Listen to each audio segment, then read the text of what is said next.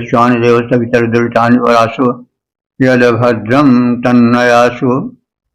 ओम भद्रं कर्णेभिः शृणुयाम देवा भद्रं पश्येमाक्षिभिर्यत्राः स्थिरैरङ्गैस्तुष्मांस्तनूभिर्यसेमहि देवहितं यदायुः। ओम वेद प्रेमियों सुधी श्रोताओं संप्रति हम सब वेद के अष्टम मंडल के 64वें सूक्त की व्याख्या में प्रवेश करने जा रहे हैं। इस सूक्त में 12 मंत्र हैं। मंत्र दशा इस प्रकार कांड देवताइंद्र और छंद गायत्री है और शीर्षक शत्रु संहार हेतु प्रार्थना। अब संबंधित मंत्र का सर्वप्रथम सस्वर पाठ हो जाए।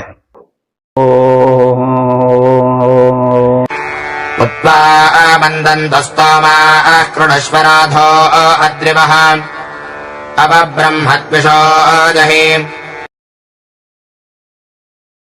इस प्रथम मंत्र में इंद्रदेव से स्तुति सुनने, धन धान्य प्रदान करने और वेद ज्ञान से द्वेष रखने वालों के संहार की प्रार्थना है। इंद्र, हे सर्वश्रेष्ठ देवता देवराज इंद्र, त्वास्तोमा मंदंत। त्वा माने तुम्हें, अस्तोमा माने वेद के स्तुति मंत्र, मंदंत माने प्रसन्न करें, आनंदित करें। अद्रिवः, हे वज्र धारण करने वाले इंद्रदेव। राधा कृणुद्ध, राध कहते हैं ऐश्वर्य को, धन धान्य को। तो हमें धन धान्य ऐश्वर्यशाली बनाओ। और ब्रह्मद्वेषा अवजह, जो ब्रह्म से अर्थात वेद ज्ञान से द्वेष करते हैं उनको अवजह माने मार डालो। तो हे इंद्रदेव, तुम्हें वेद मंत्र के स्तोत्र स्तुति मंत्र प्रसन्न करें, यानी तुम उनको सुनकर आनंदित हो। हे वज्र धारण करने वाले पराक्रमी इंद्र, तुम हमें ऐश्वर्य अन्न धन धान्य से संपन्न करो और जो वेद ज्ञान से द्वेष रखते हैं, उनके विरोधी हैं, उनको मार डालो। हे इंद्र वज्रधर, तुम्हें करें आनंदित मेरे स्तुति गान, ज्ञान द्वेषियों को संहारो, हमें करो धन धान्य प्रदान। ओम 8 64 2 देवता इंद्र, शीर्षक अद्वितीय क्षमता संपन्न इंद्रदेव। अब संबंधित मंत्र का सर्वप्रथम सस्वर पाठ हो जाए। परापणेन्द्र राधसो निबाधस्व महांकसे न हित्वा कश्चन प्रदे। इस दूसरे मंत्र में इंद्र देवता से यह प्रार्थना है कि वे ऐसे कृपणों को, जो धनी हैं किंतु सत्कर्म में अपने धन का सदुपयोग नहीं करते हैं, और जो अशुभ कर्मी हैं, उन्हें इंद्र दंडित करें। इंद्र, हे सर्वोत्कृष्ट देवता इंद्रदेव, त्वा कश्चन प्रति नहीं, तुम्हारा कोई, कश्चन कोई, प्रति नहीं माने प्रतिद्वंदी नहीं है। क्योंकि तुम इतने बली हो कि तुम्हारा सामना करने का साहस ही कोई नहीं कर सकता है। पणीन पदा निबाधस्व, पणीन माने कंजूस व्यापारियों को तो धन धान से संपन्न है, लेकिन सत्कार्य में धन नहीं देते हैं, वहां कृपणता दिखाते हैं। तो उन्हें पदा माने पैरों के द्वारा, निबाधस्व माने पीड़ित करो, कुचल डालो। अराधसा, राधसा माने राध कहते हैं धन संपन्न को, धन संपत्ति को। और जो अराधसा हैं यानी यज्ञादि शुभ कर्मों में धन नहीं देते हैं, उनको तुम दंडित करो। हे इंद्र देवता, तुम्हारी समता करने वाला कोई नहीं है। तुम कृपणों और यज्ञादि शुभ कर्मों में धन न देने वालों को पैरों से कुचल डालो।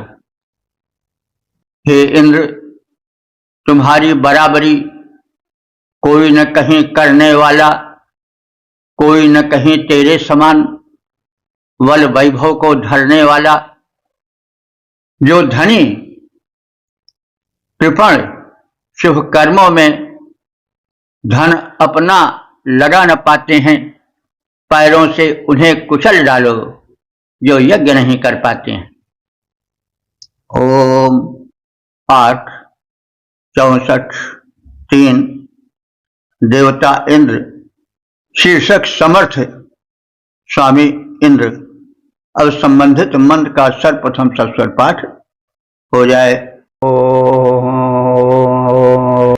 तमेशिषे सुदानामिन्द्रत्वम सुदानाम् सम्राजाजनानाम्।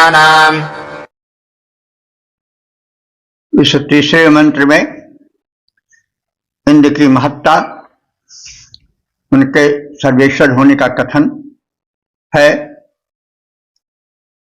इंद्र, हे सर्वेश्वर इंद्र देवता, तुम सुतानाम ईशिषे, तुम निचोड़े हुए परिष्कृत सोम रस के स्वामी हो। तुम असुतानाम, तुम न निकाले गए और पुरस्कृत न किए गए सोम के भी स्वामी हो। तुम जनानाम राजा, तुम समस्त मनुष्यों के राजा हो, उनको अपने वश में रखने वाले, उन पर शासन करने वाले हो, सर्वश्रेष्ठ हो। तो हे इंद्र, तुम निकाल कर परिष्कृत किए गए सोम रस के और बिना निकाले गए अपरिष्कृत सोम रस के भी स्वामी हो। तुम समस्त मानवों के राजा हो। तुम प्रकटित और अप्रकटित सारे वस्तु जात के हो स्वामी।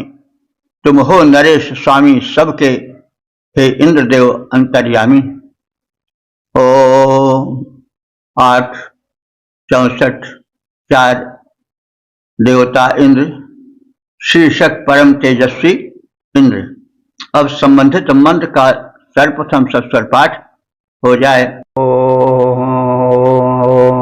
एहि प्रेहिक्षया दिव्या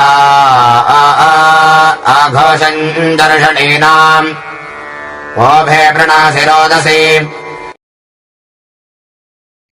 इस चौथे मंत्र में यह कथित है कि इंद्र देवता यज्ञों में पधारें और फिर यज्ञ भाग सेवन के पश्चात अपने जाने की घोषणा करें। वे दिलोक में अपने आवास में जाएं और वे उहे रोदसी यानी दोनों लोकों, दिव्यलोक और भूलोक को अपने तेज से परिपूरित करें, क्योंकि वे सक्षम हैं। चर्षणी नाम यज्ञेषु एहि, चर्षणी नाम माने प्रजाओं के, भक्तों के, यज्ञेषु माने यज्ञ कर्मों में। हे इंद्र एहि, आओ। अघोषण और आने के पश्चात सोमपान आदि करने के बाद और हम सबकी प्रार्थनाएं सुन लेने के बाद फिर अघोषण अपने जाने की घोषणा कर दो कि देखिए अब हम सब देवताओं के साथ आपके यज्ञ भाग को सेवन करने के उपरांत जा रहे हैं। दिविक्षया प्रेहि, और दिविक्षया माने दिवि, दिवि कहते हैं दिलोक स्वर्गलोक को, और क्षय माने निवास स्थान। जैसा कई बार कहा जा चुका है कि ऋग्वेद में क्षय जो है वो निवास स्थान को कहा गया है, क्योंकि मनुष्य क्षयते मतलब जहां रहे आश्रय ले वही क्षय है। आजकल यह शब्द अप्रचलित हो गया है, क्षय विनाश या क्षय रोग के लिए प्रयुक्त होता है, लेकिन वेद में आश्रय स्थल निवास स्थल के लिए प्रयोग हुआ है।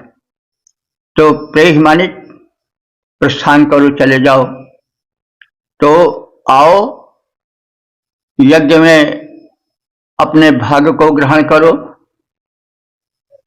तत्पश्चात घोषणा करते हुए, चुपके से नहीं, घोषणा करते हुए कि मैं जा रहा हूं, चले जाओ।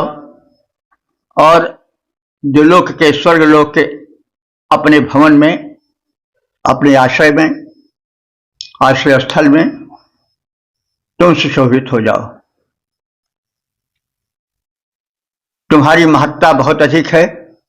तुम उभे, उभे माने दोनों में, रोदसी, रोदसी एक ऐसा शब्द है जिसमें द्युलोक और भूलोक दोनों अर्थ छिपे रहते हैं। और रोदसी का तात्पर्य हुआ कि द्युलोक और भूलोक एक ही शब्द में है। ऐसे कई शब्द हैं, जैसे दंपति है, दंपति में पति और पत्नी दोनों आ जाते हैं एक शब्द में। तो उभे रोदसी माने फिर तुम द्युलोक और भूलोक को आप नाश अपने तेज से परिपूरित करते रहो। हाँ, यहां से चले जाओ, लेकिन चले जाने के पश्चात भूल मत जाओ रोदसी को, यानी द्युलोक और भूलोक को अपने तेज से आप ही उसको परिपूरित करते रहो।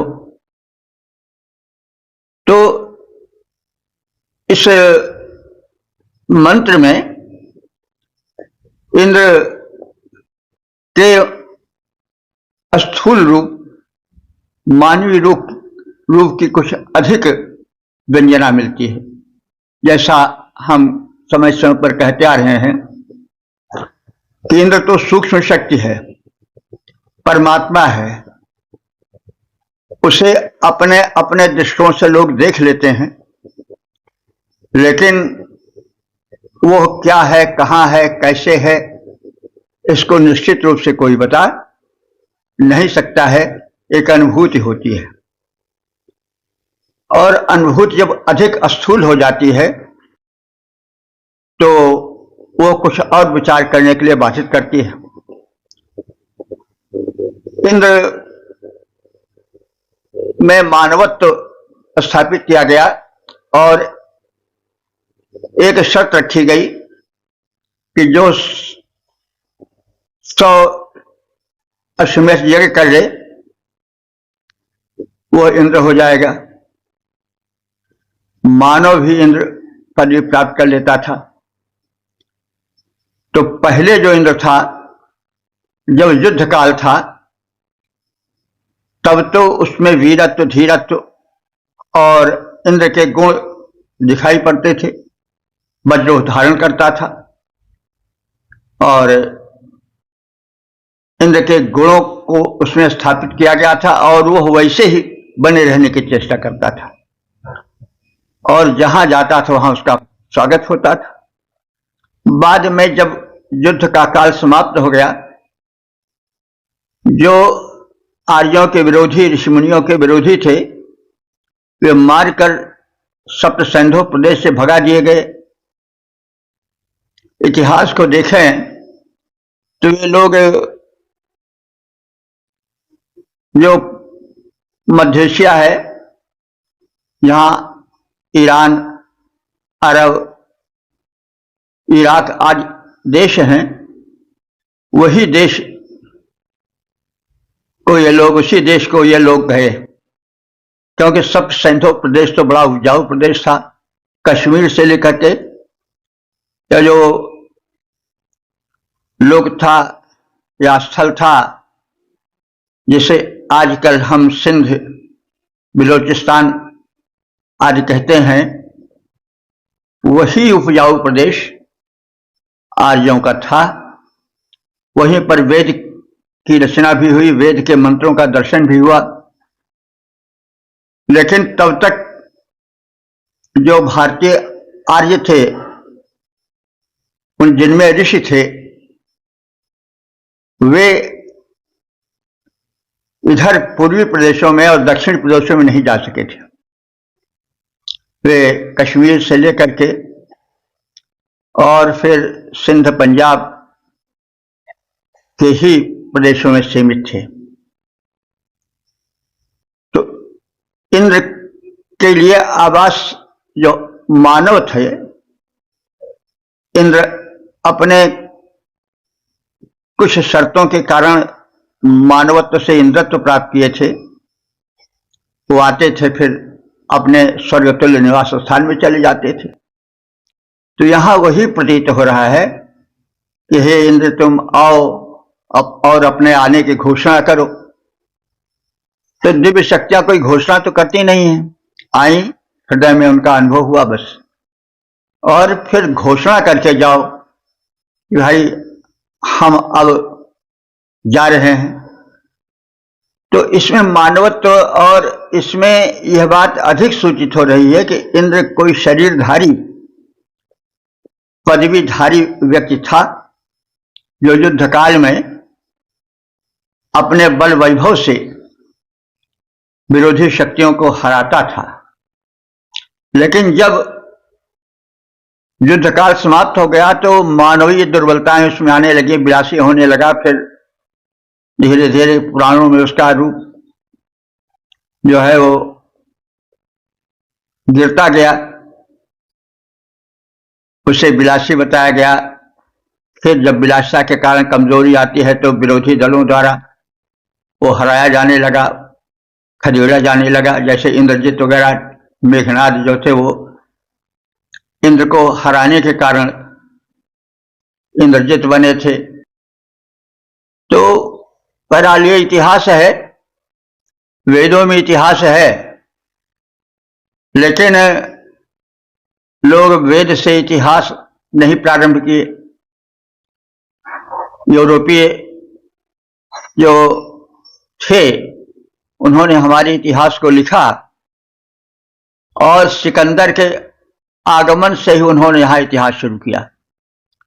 सिकंदर को आप सब जानते हैं, यूनान का एक आक्रामक था। उसने ईरान आदि को रौंदते हुए भारत भूमि तक आने की चेष्टा की,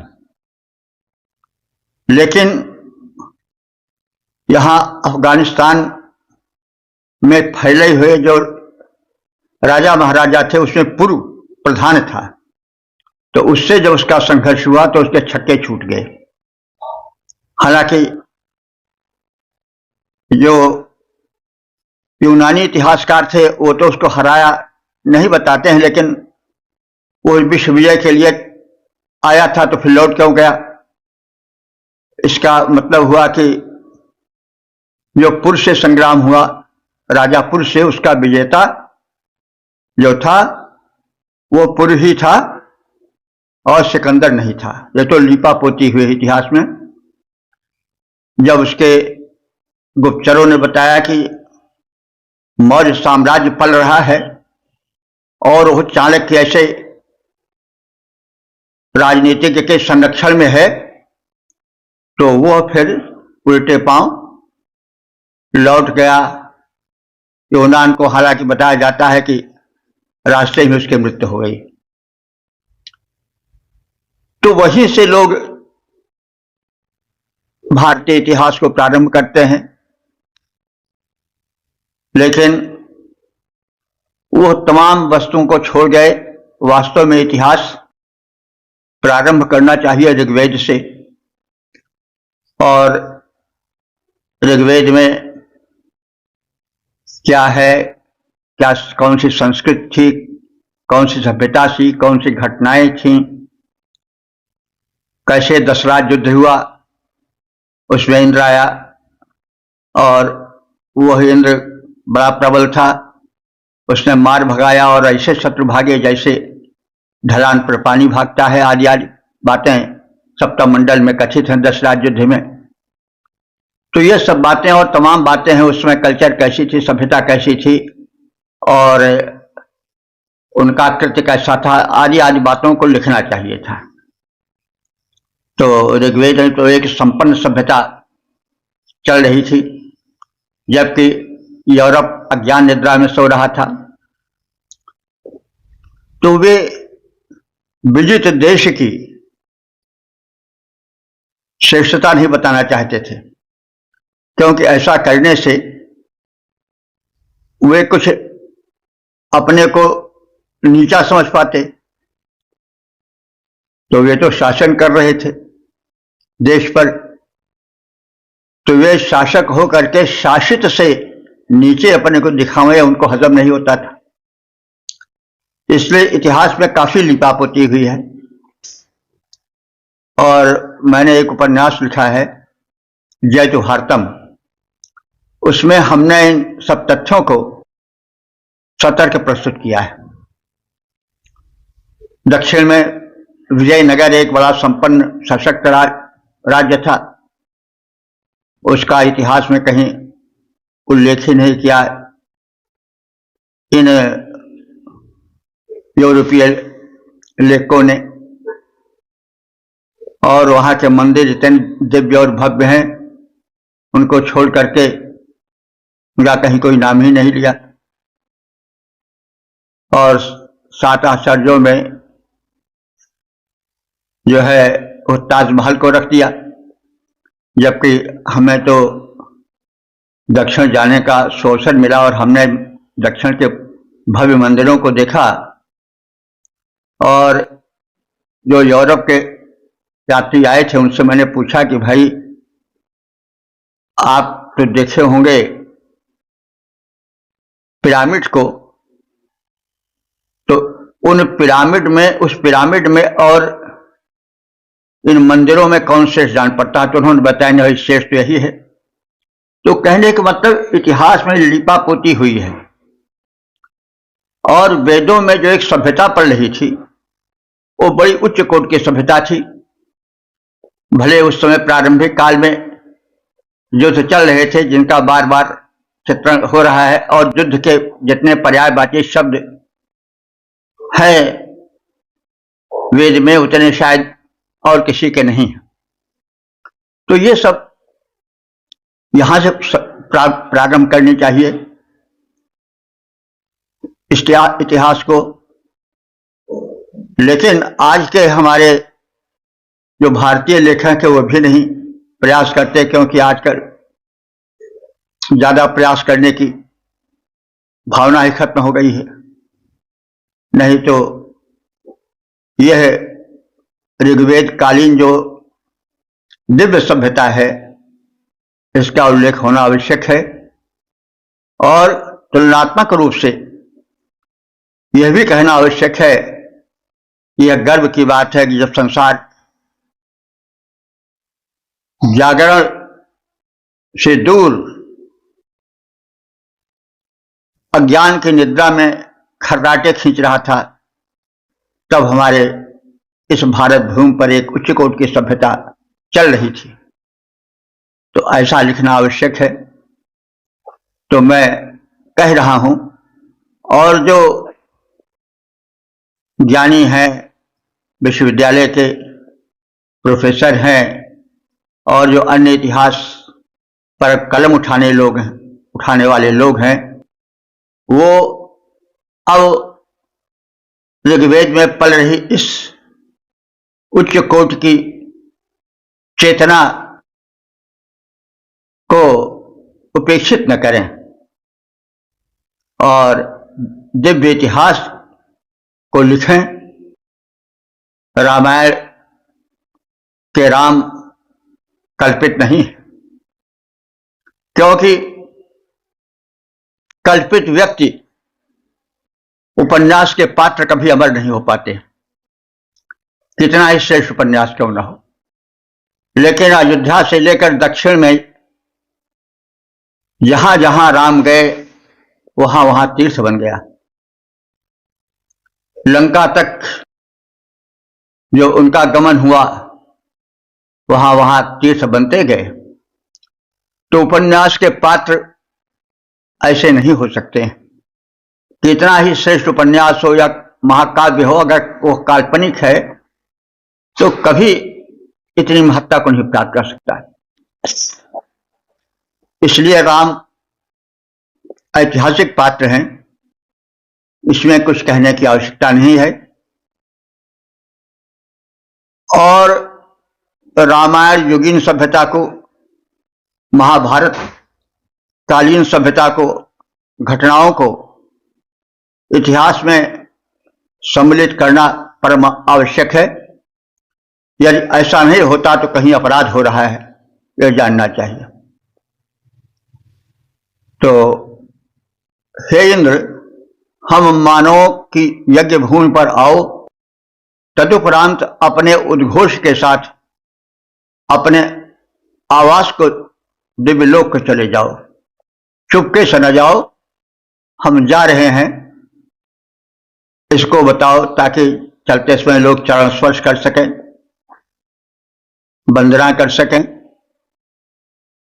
तुम अपने तेज से अवनी अंबर को आपूरित कर देते हो, परम तेजस्वी हो। तो इन सब वर्णनों से यह स्पष्ट होता है कि यहां पर जो वर्णित इंद्र है वह मानव से बना हुआ इंद्र है। मानव से लोग देव बन गए हैं, अवतार बन गए हैं, या तो हम सब जानते हैं राम मानव होते हुए भी मानवेतर देवता विष्णु माने गए, कृष्ण भी वैसे हैं। तो वैसे ही से भी समझना चाहिए, यह सब इतिहास में स्पष्ट कर देना चाहिए। तो हे इंद्र, हमारे यज्ञ स्थल पर आओ, करो दिव्य आघोष और फिर दिव्य लोक को जाओ। ओज तेज से परिपूरित तुम निर्भय कर देते हो, अपने ओज तेज से अवनी अंबर भर देते हो। ओम 8 64 5 देवता इंद्र शीर्षक सुवृष्ट हेतु प्रार्थना। अब संबंधित मंत्र का सर्वप्रथम सस्वर पाठ हो जाए। यञ्जत्पर्वतं गिरिं शतमन्तं सहस्रणम् विस्तोत्रभ्योरुरोजधा। इस पांचवें मंत्र में इंद्र के उस रूप का चित्रण किया गया है जो वर्षा के स्वामी नियंत्रक रूप में इंद्र का पराक्रम वेद में वर्णित है। और विश्व के देवता के रूप में इंद्र आज भी चल रहे हैं। इंद्रधनुष वगैरह आज भी कहा जाता है। तो इंद्र ने मेघों को विदीर्ण किया, जल वृष्टि सुलभ कराई। यह इस मंत्र में कथित है। भारत ऐसे कृषि प्रधान देश में वृष्टि का होना परमावश्यक है। चमचित माने उस, शतवंत सहस्रणम पर्वतम, शतवंत माने सैकड़ों, सहस्रम माने हजारों, पर्वतम माने पर्त। तो जब मेघ मंडल आच्छादित हो जाता है नभमंडल में, तो पर्त पर पर्त मेघ मोटे होते जाते हैं, यानी मेघों की परत जमती जाती है और मेघ बड़े मोटे हो जाते हैं। जल वृष्टि की परम संभावना होती है और पर्याप्त जल भर उठता है मेघमंडल में। तो वे मेघ जो कि सैकड़ों हजारों परतों में जो आकाश में या क्षितिज में तैर रहे हैं, गिरिम ऐसे बादल को देख लिए। थोड़ा शब्द पर भी गौर करते चलिए। अब यहां पर पर्वत है और गिर दोनों है, तो पर्वत और गिर दोनों समानार्थी हैं जिसे सभी लोग जानते हैं, लेकिन यहां पर्वत कहते हैं पर्त को। पर्वत पहाड़ भी पर्त पर पर्त दिखाई पड़ते हैं, एक चोटी से दूसरी चोटी तक लिपटे हुए, और जो बादल हैं वो भी मोटे सघन एक परत से दो परत पर लिपटे रहते हैं, सघन जल भरे रहते हैं। तो इसलिए पर्वत जो है वो मेघ के लिए भी है और पर्वत पहाड़ के लिए भी है, लेकिन ऋग्वेद में पर्वत शब्द मेघों के लिए अधिक आया है। तो यह तो हम सब जानते ही हैं कि वेदों में और संस्कृत, लौकिक संस्कृत में भी जो शब्द हैं वे ऐसे अचानक नहीं धर दिए जाते हैं। उनमें जो गुण होता है उसी हिसाब से उनको जो है वो शब्द दिया जाता है, रूप दिया जाता है, आकार दिया जाता है। तो इसीलिए पर्यायवाची यहां बहुत हो गए हैं। जैसे सूर्य के अनंत पर्यायवाची, अनंत नहीं तो सैकड़ों बल्कि हजारों तक पर्यायवाची, क्योंकि सूर्य के अनंत रूप हैं। उदयकालीन सूर्य को सविता कहते हैं और सूर्य का अर्थ होता है कर्म में प्रेरक, और इसी तरह से भानु भी कहा जाता है क्योंकि इसमें किरणें होती हैं और तीव्र किरणें होती हैं। इस तरह से अनेक जब गुण हैं किसी वस्तु में तो उसके अनेक नाम या अधिक नाम हो जाते हैं। तो वस्तुओं के गुण को देख करके, विशेषता को देख करके नाम दिया जाता था। इसीलिए हमारे संस्कृत में कोई शब्द जो है वो ऐसे नहीं दे दिया गया है, उसके गुण के आधार पर उसको नामित किया गया है। हमारे यहां कोई कहे कि चंद्रमा को चंद्रमा क्यों कहा जाता, तो हम बता सकते हैं चंद्रेति आह्लादेति चंद्र, सबको प्रसन्नता प्रदान करता है वो अपनी चांदनी द्वारा, अपने शीतलत्व द्वारा, इसलिए वो चंद्र है। लेकिन कोई अंग्रेजी में पूछे कि भाई मून, तुम लोग मून तो कहते हो लेकिन मून का अर्थ क्या है, तो चुप हो जाएंगे, क्योंकि वो तो दूसरी भाषाओं से भीख मांग करके या उधार लेकर के शब्द बनाए हैं। तो लुढ़कते लुढ़कते वो उन तक पहुंच गया। ऐसा तो कहा जा चुका है और सिद्ध भी हो चुका है कि वैदिक संस्कृत ही तमाम भाषाओं से होते हुए लुढ़कते लुढ़कते अंग्रेजी तक पहुंच गई। तो जब वो लुढ़कते लुढ़कते पहुंचे तो उसका रूप बदल गया। तो यहां पर वही पर्वत है, इसलिए कि वो पर्तदार होता है। पर्त कहते हैं नहीं, कई पर्त में है, तो मेघों में परतें पर परतें होते होते मोटे हो जाते हैं। तो सैकड़ों हजारों परतों वाले, अब यहां पर गिर गिर बादल को कहा गया है, पहाड़ को नहीं कहा गया है, क्योंकि पर्वत कहा जा चुका है पर्तदार के रूप में। तो सैकड़ों हजारों परतों वाले बादल को स्तोत्रभ्य सरोजित, स्तुतिकर्ताओं के हित के लिए हे इंद्र तुमने उसको रोजित माने तोड़ा है और सुवृष्टि कराई है। इंद्र बादलों को तोड़ते हैं, वृष्टि कराते हैं। इसके विषय में कई बार कहा जा चुका है कि वज्र जो है वही बिजली वज्र है। तो जब बिजली चमकती है तो उससे मेघों यानी बादलों में दरार सी पड़ जाती है, और जो मेघों में अनंत जल भरा होता है वो टपकने लगता है। यदि बिजली न चमके और कड़के नहीं आकाश तो वर्षा भी नहीं होगी। तो इसी तरह से इसी रूप में कहा गया है कि तुम बादलों को तोड़ते हो और सुवृष्टि कराते हो।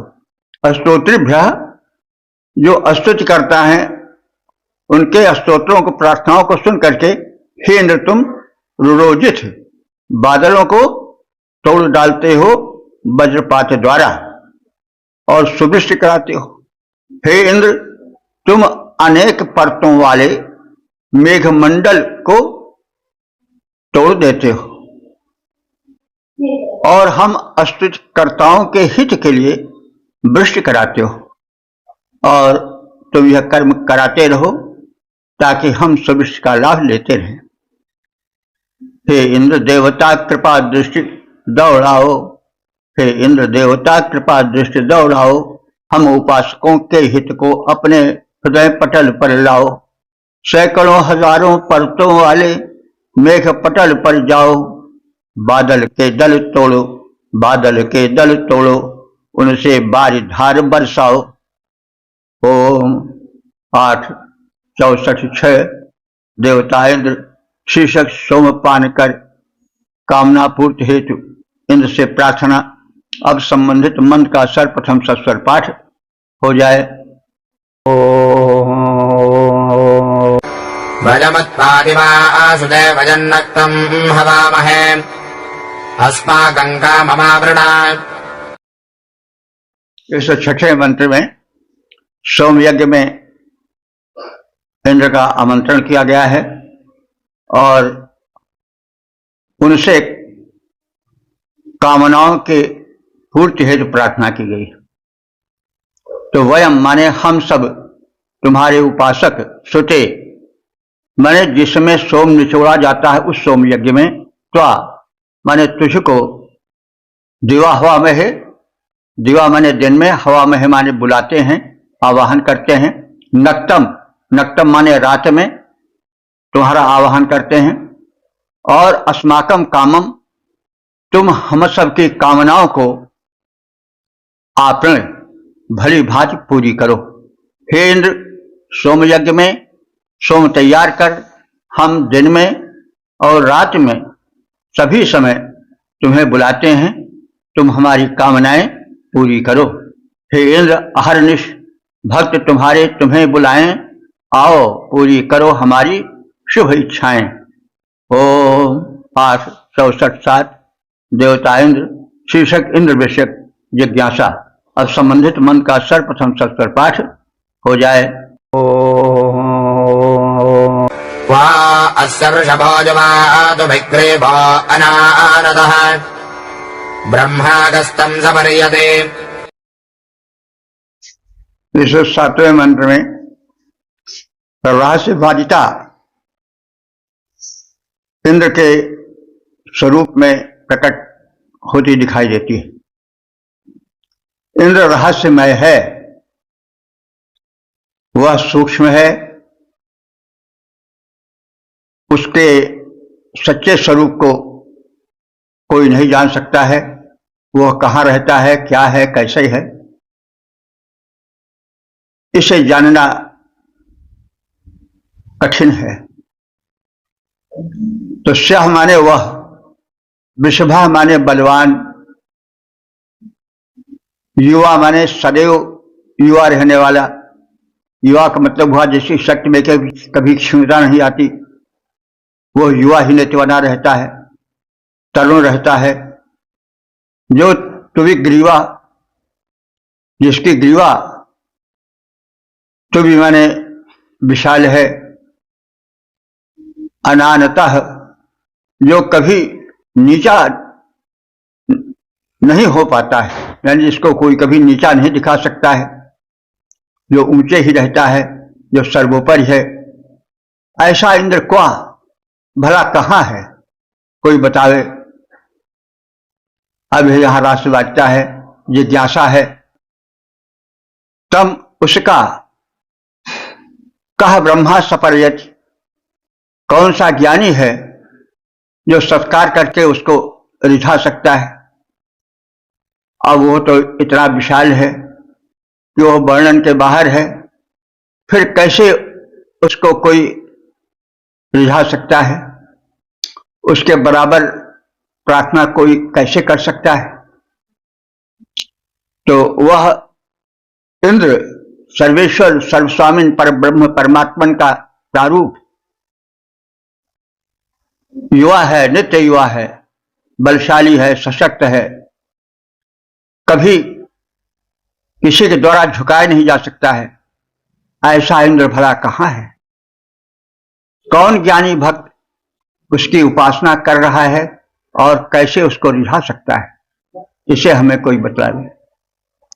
अब देखिए, यह जब गहराई में प्रवेश करता है भक्त, तो यह रहस्य प्रकट होता है।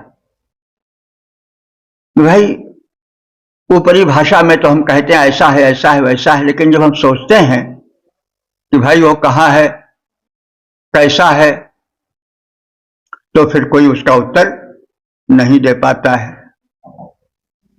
तो तुम कुछ हो, इसको तो मैं सगर्व कह सकता, लेकिन क्या हो, कैसे हो, इसका तो भार विचार न सह सकता। तुम कुछ हो, यह तो मैं सहर्ष कह सकता, लेकिन क्या हो, कैसे हो, कहाँ रहते हो, इसका तो भार विचार न सह सकता। तो वह परमात्मा इंद्र नित्य युवा है, समान बल वाला है, नित्य बलशाली है, उसकी ग्रीवा सशक्त है, यानी वो सब भूमंडल का भार, अखिल ब्रह्मांड को सह सकता है, वो कभी झुकने वाला नहीं है। ऐसा इंद्र हमें बताओ कहाँ रहता है, कौन ज्ञानी भक्त उसकी उपासना कर रहा है, कौन उस तक पहुंच पा रहा है, हमें बताओ तो हम भी वहां पहुंचे। यानी यह इंद्र विषयक अखंडता, अनंतता का सूचक है।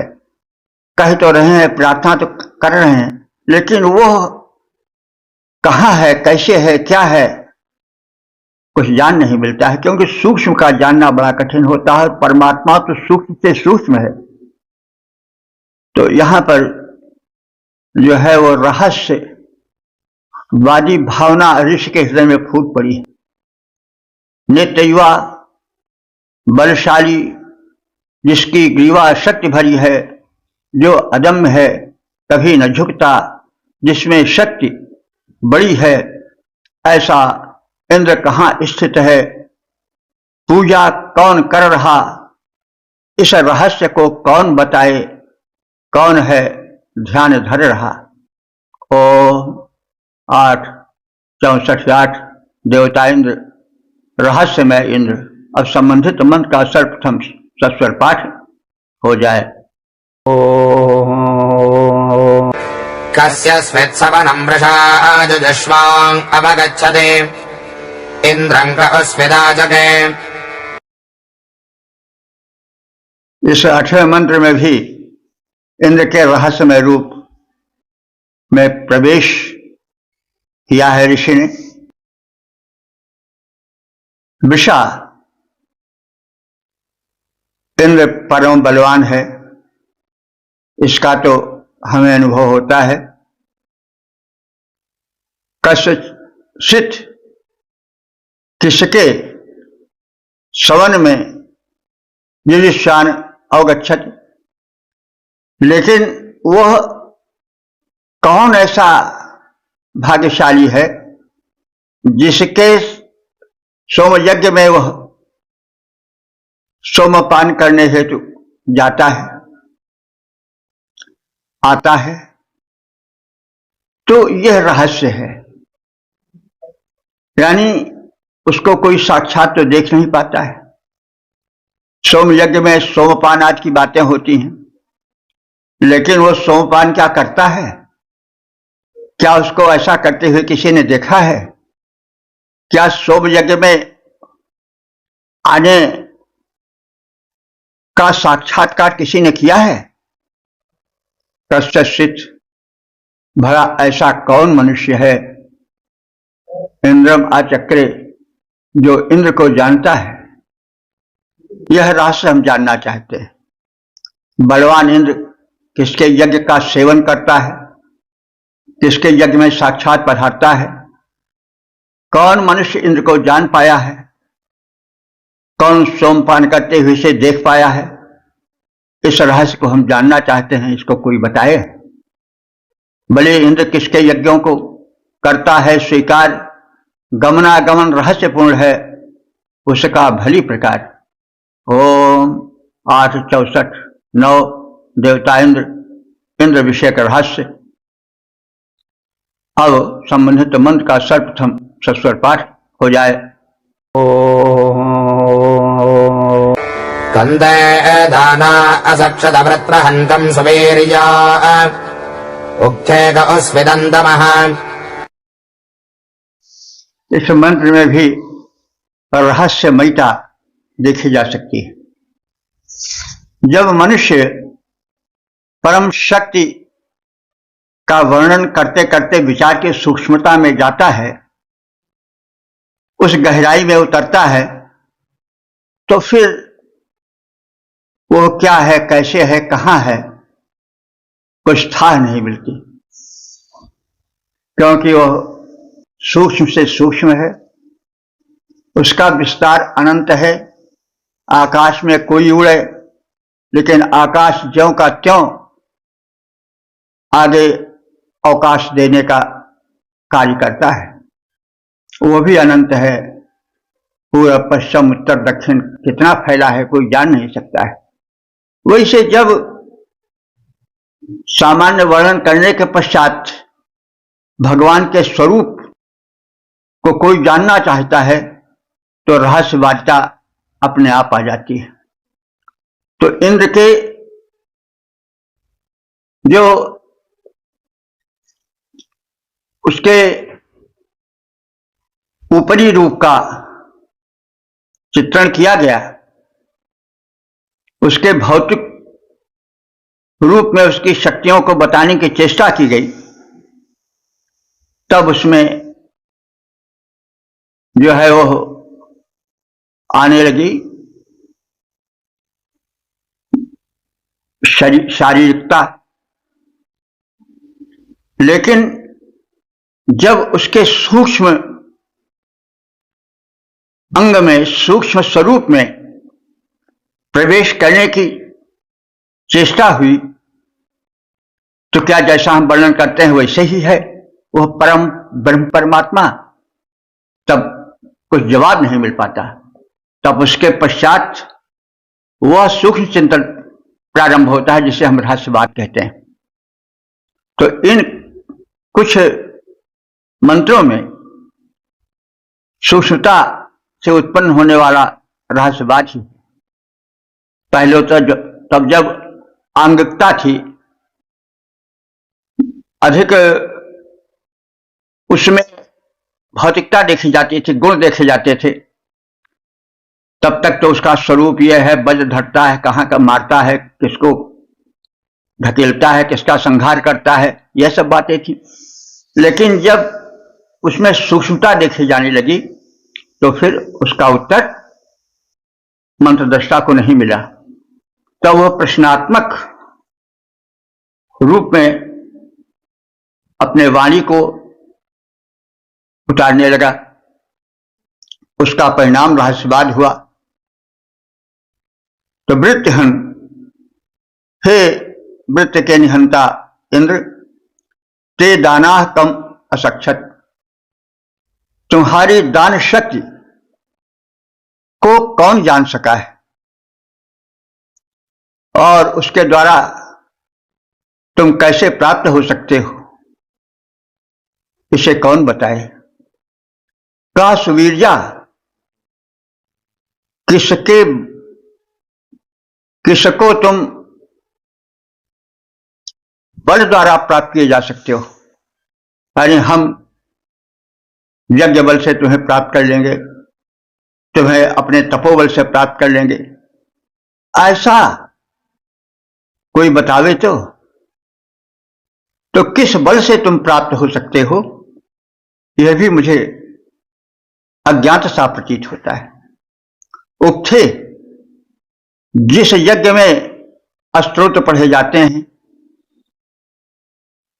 कश्चित, ऐसा कौन मनुष्य है जो यज्ञ भूमि पर अंततः माने तुम्हारे पास बैठता दिखाई पड़ता है। यानी तुम तो सूक्ष्म हो, तुम्हारे पास बैठने की बात कहना बहुत सटीक नहीं है। यह हमें कोई बतावे।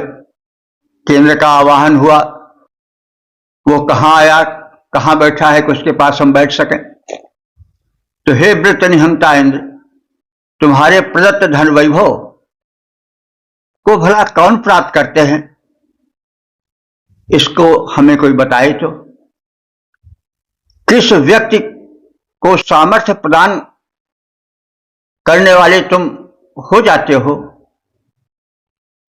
इस रहस्य को, उस सामर्थ्य को तो कोई बतावे। कितना बल वैभव दिखाया जाए कि तुम्हारा दर्शन हो जाए, इसको कोई बतावे तो। क्योंकि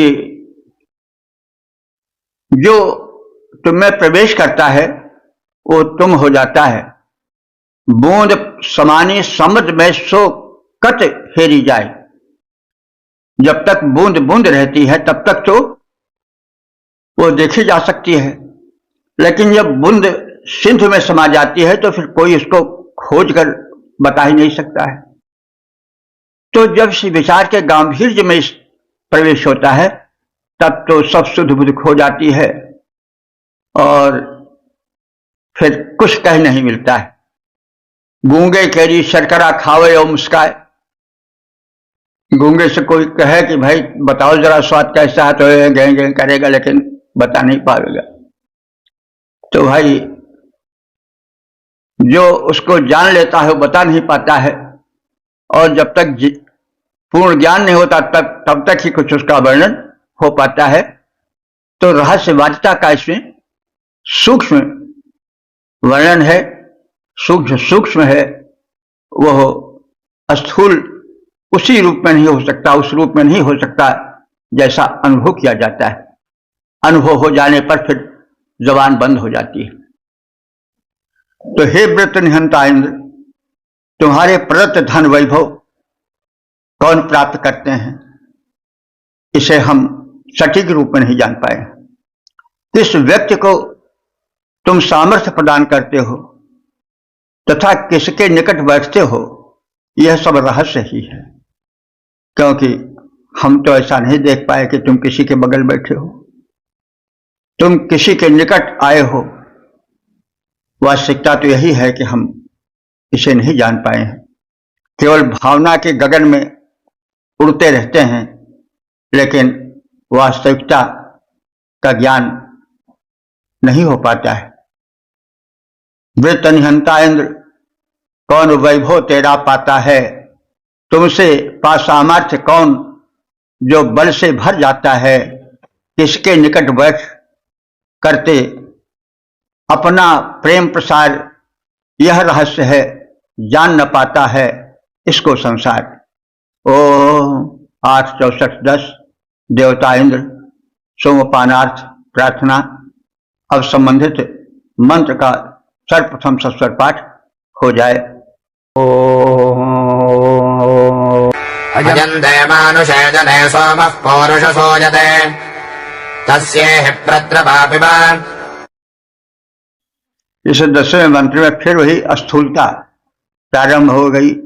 आओ सोम निचोड़ा रखा है, पी जाओ। तुम बड़ा प्रेम रखते हो सोम रसपान से, आदि आदि उसका वही स्थूल रूप फिर प्रारंभ हो जाता है। ते हे इंद्र तुम्हारे लिए अयम यह मानुषे जनेषु पुरुषु, मनुष्यों तथा श्रेष्ठ नागरिकों के बीच में, मानुषे जने और पुरुष, तो मनुष्य लोग में तथा पुरुष माने पुरुषार्थी मनुष्यों में, उनके बीच में सूयते सोमरस निचोड़ा जा रहा है, उसका परिष्करण किया जा रहा है। एह माने आओ, हे इंद्र आ जाओ, प्रद्रव और दौड़ कर आओ, तस्य पिब उसे भक्त का निचोड़ा हुआ सोमरस पान कर जाओ। हे इंद्र, हम लोग तुम्हारे निमित्त सोमरस निचोड़ते हैं, आओ दौड़कर आओ तथा तैयार सोमरस का पान करो। तो इस मंत्र में वही फिर शारीरिकता आ गई है, स्थूलत्व आ गया है कथन में, जैसे कोई मनुष्य हो, आवे पी जावे खा जावे और प्रसन्न हो जावे। तो यह स्थूलता पुनः प्रारंभ हो गई। और स्वाभाविक भी है, जब भक्ति होती है तो पाषाण में भी भगवान दिखाई पड़ने लग जाते हैं, और जब विचार करो तो फिर गहरे में उतरोगे तब फिर कहना कठिन हो जाएगा। तो आकाश में जब उड़ने लगोगे तो कितना आकाश ऊंचा है कुछ पता नहीं चल पाएगा। इसीलिए लोग, सामान्य लोग बस शारीरिकता में ही, उसके बाह्य स्वरूप में ही प्रवेश करके अपना अभीष्ट, अपनी भक्ति प्रकट करते हैं। तो हे इंद्र, हम तुम्हारे निमित्त सोम रस निचोड़ते हैं, आओ दौड़ कर आओ तथा तैयार सोम रस का पान कर जाओ। हम सब सोम निचोड़े तेरे हेतु इंद्र बलवान, तथा शीघ्र आ जाओ, आकर करो सोमरस पान। 8, 64, 11 देवता इंद्र शीर्षक सोमरस विषय की सूचना। अब संबंधित मंत्र का सर्वप्रथम सस्वर पाठ हो जाए। अजन्ते शरिजनामधि सुषोमा आजामधि प्रियः आर्जेगे मदिन्दमः। इस 11वें मंत्र में कथित है कि हे इंद्र देवता, तुम्हारे पान हेतु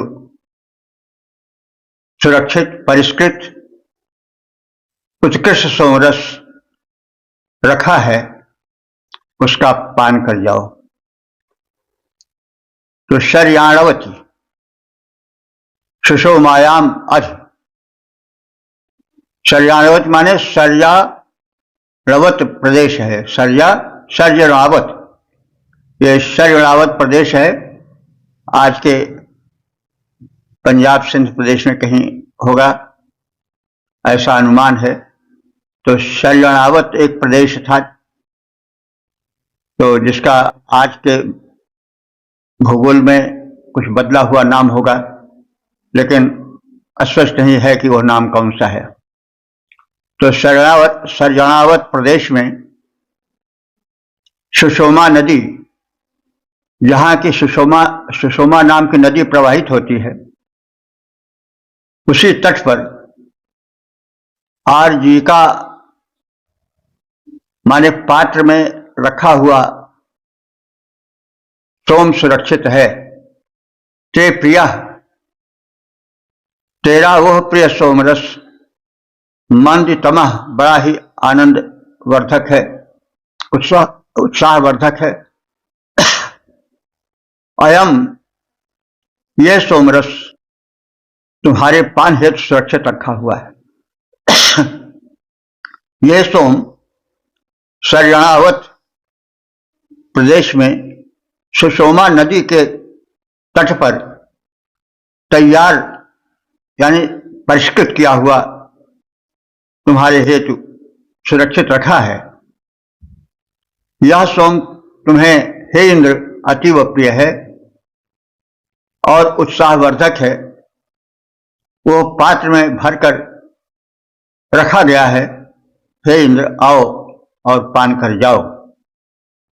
शरणावत जो प्रदेश है नदी सुषोमा तट पर, शरणावत जो प्रदेश है नदी सुषोमा तट पर, सोम तुम्हारे पेय परम प्रिय रखा पात्र में भरकर, सोम तुम्हारा पेय परम प्रिय रखा पात्र में भरकर। ओम 8, 64, 12 देवता इंद्र शीर्षक सोमपानार्थ प्रार्थना। अब संबंधित मंत्र का सर्वप्रथम सस्वर पाठ हो जाए। ओम त्वमद्यराधसे महेतारं वदाजघृष्वजे ये हि एविन्द्रद्रवापिबा।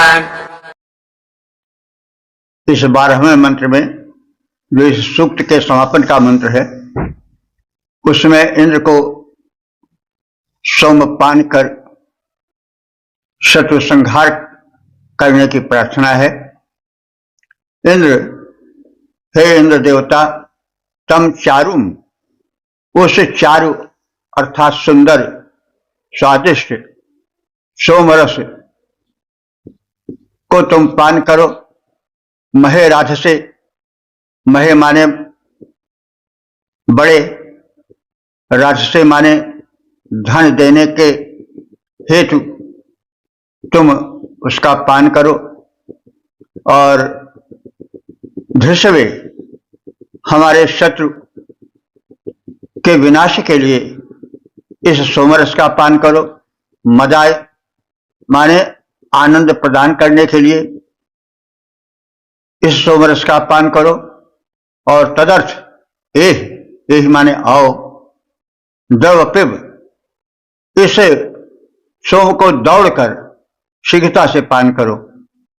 तो हे इंद्र, उस सुंदर सोमरस को हमें प्रचुर धन प्रदान करने के निमित्त पान करो, शत्रु संहार के निमित्त पान करो, आनंद प्राप्ति के लिए उसका पान करो और हमारे शत्रु विनाश के लिए पान करो और शीघ्र आओ और सोमरस पी जाओ। हे इंद्रदेव, प्रार्थना हमारी, शीघ्र दौड़कर आओ, रखा सुरक्षित सोम परम प्रिय, उसे पान कर जाओ। करो प्राप्त आनंद अत्यधिक, धन दो हमें अपार, आनंदित हो सोम पान से करो शत्रु संहार। इस प्रकार से हम सब ऋग्वेद के 8वें मंडल के 64वें सूक्त के 12 मंत्रों की व्याख्या की है, श्रवण किया है। और इस प्रकार से हमने अब तक जिन मंत्रों का संक्षिप्त ज्ञान प्राप्त किया है उनकी संख्या हो चुकी है 7166। यह तो परम कृपा है भगवान की, अन्यथा वेद ऐसे कठिन प्रदेश में कौन प्रवेश कर सकने का साहस कर सकता है। किंतु प्रभु की कृपा से सब कुछ संभव हो जाता है। मूक हो ही बाचाल, पंगु चढ़ गिरिवर गहन। तो मूकम करोति वाचालम पंगुम लघते गिरिम। तो कृपा है, कृपा से सब कुछ सुलभ हो जाता है।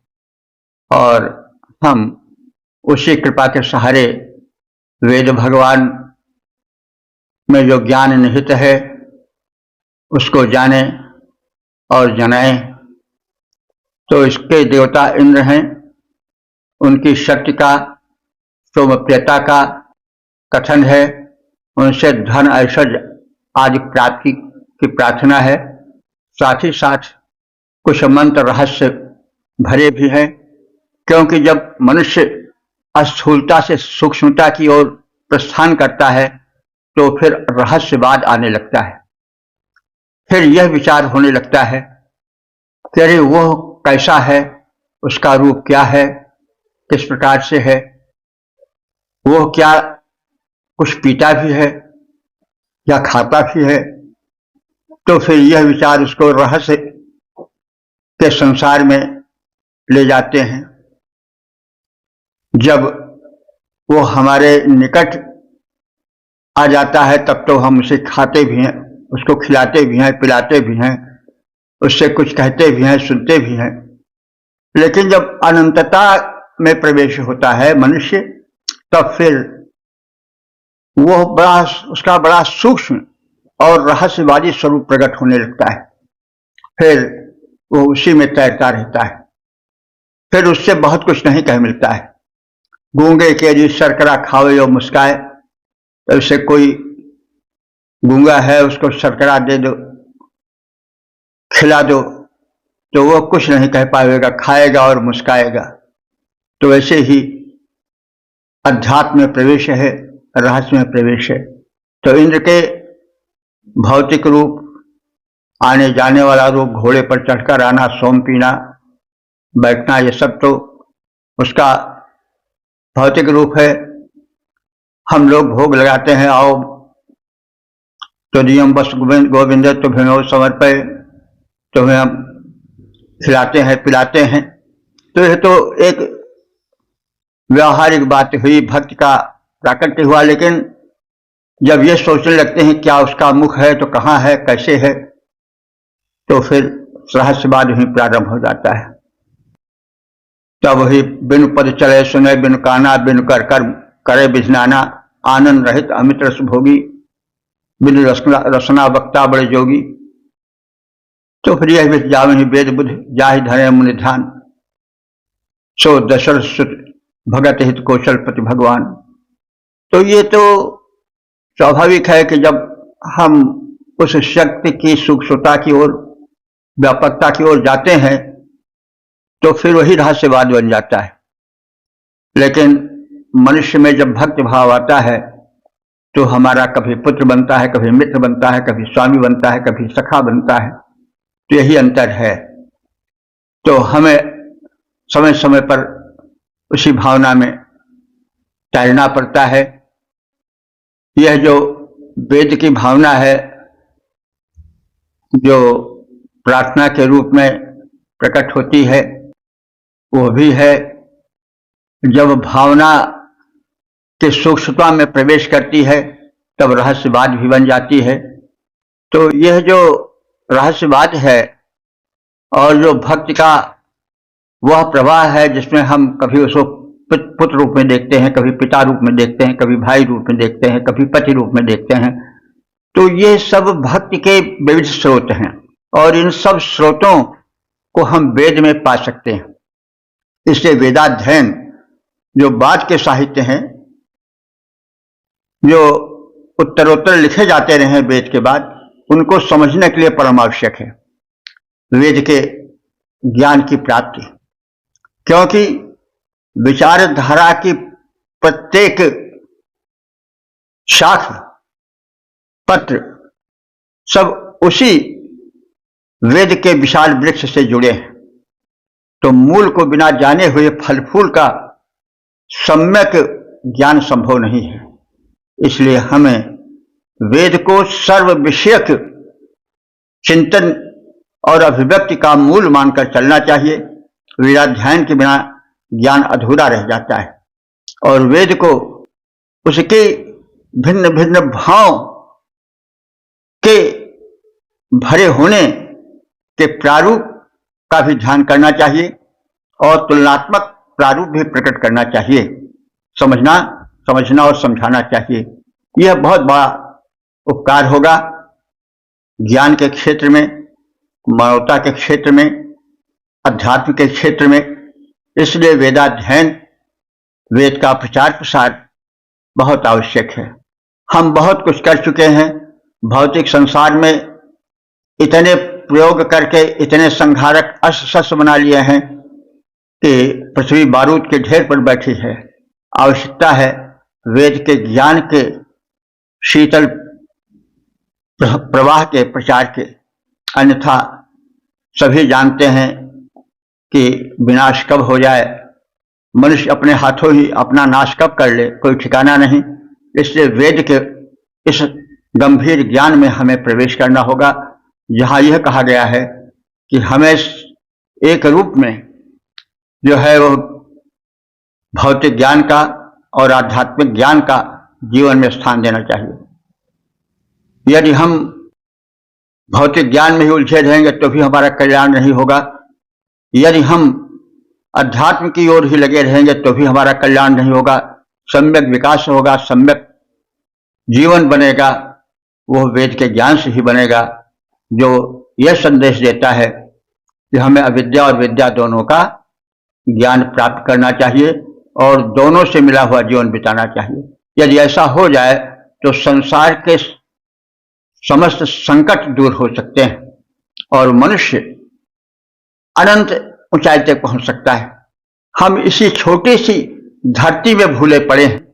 यह धरती ब्रह्मांड के विस्तार में एक सूक्ष्म कण के समान है, जिसे हमें खुर्दबीन से देखना पड़ेगा। यानी अनंत ब्रह्मांड है, एक कण के बराबर भी धरती का प्रारूप नहीं है। तो इस ब्रह्मांड के समानांतर हम जब विचार करेंगे तो वेद हमारा समाधान करेगा और तमाम हमारे और इस भूमंडल के दुखों के दूर होने का रास्ता निकल आएगा। ओम सर्वे भवन्तु सुखिनः, सर्वे सन्तु निरामयाः, सर्वे भद्राणि पश्यन्तु, मा कश्चित् दुःख भाग् भवेत्।